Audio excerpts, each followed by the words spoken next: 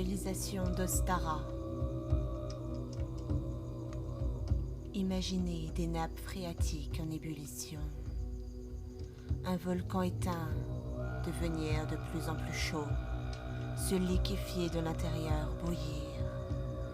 La fumée commence à s'en échapper, tout tremble, la pression monte, monte, monte encore. Un grognement s'échappe de la roche volcanique, un cri de rage l'éveille.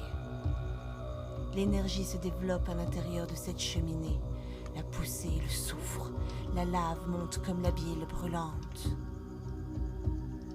Tout tremble de plus en plus, vibre, assourdissant vrombissement. La vie se terre, bouillonne, s'active et le souffle s'explose. La lave coule de la bouche du volcan. Les flocons de cendres tapissent une forêt d'où s'échappe un battement d'ailes. Un flux léger, aérien, qui prend de l'ampleur, une brise, une bourrasque. L'air devient électrique, s'étouffe, se sature. La bourrasque se fait tempête, l'air devient froid, giflant, véloce. Si véloce qu'il tourbillonne, entraîne les feuilles, fait plier les roseaux, fouette les arbres, déracine, arrache, entraîne tout au passage de sa ronde infernale, se déplaçant de ville en ville, toujours plus puissant, arrache les toitures, soulève des véhicules. Il n'y a plus de frontières, bientôt sorti du continent, on voit déjà la mer.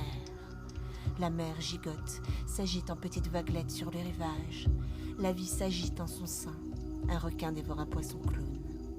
L'eau s'emballe, se déplace de plus en plus violemment. Les vagues emportent avec elles les châteaux de sable et ne laissent derrière elles que les récumes. Elles sont de plus en plus fortes, emportent les bouées égarées, les bateaux de plaisance se soulèvent sous la présence de cette masse liquide de plus en plus en colère. Elles se soulèvent tant que ceux qui se retrouvent pris sous ces eaux sont comme des marionnettes et se font écraser par leur puissance. Les vagues, très hautes, s'écrasent contre les jetées dans un fracas étourdissant. Monte encore, plus haut, plus fort, et c'est le tsunami. Une vague, plus haute que les autres, submerge les plages, les restaurants, les terres, ses habitants, les parkings, et emporte son écume salée jusqu'à l'intérieur des terres. La terre étouffe sous les habitations et frissonne engourdie.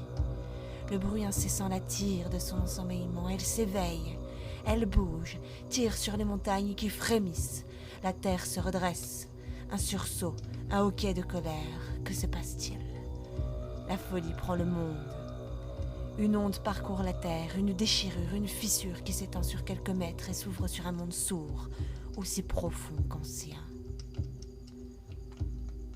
Un arbre mort se fait engloutir. Dans le désert, la tempête de sable fait rage et les secousses de la terre font trembler le monde. Tout s'éveille, devient plus clair. La faille s'agrandit, la terre s'apprête à avaler ce qui l'étouffe. Elle respire, retient son souffle. Puis, un son, un écho, celui du monde se fait entendre. Des éboulis s'affalent sur des barrages, la faille engloutit les villes, les montagnes s'élèvent, les plaques terrestres s'écartent, s'entrechoquent dans un étirement superbe. La terre se remet en état de marche, se purifie. L'eau s'écoule entre les vallons, les arbres plantent leurs racines profondément dans la terre meuble, les champs de blé s'étendent, les oiseaux s'y nourrissent et chantent. Un volcan s'est apaisé.